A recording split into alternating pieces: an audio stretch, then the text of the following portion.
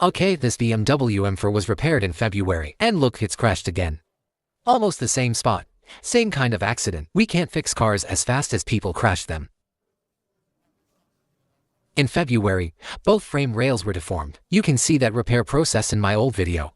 This time, the front crash beam and both subframe supports are severely twisted. Even the radiator assembly, the entire front set, is destroyed.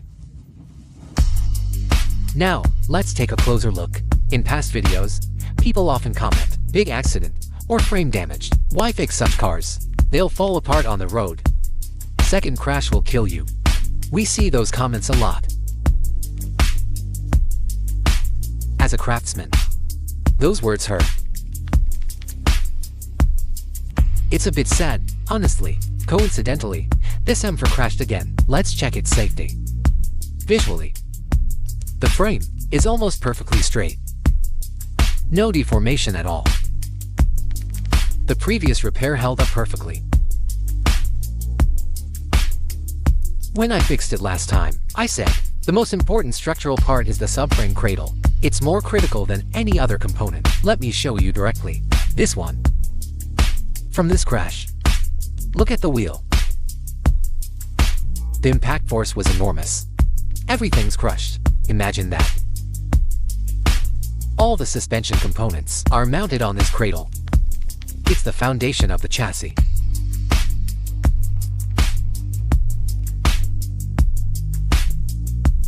Even snapped some mounts. It absorbed tremendous impact energy. That's why high-end cars use full aluminum cradles. Like this one.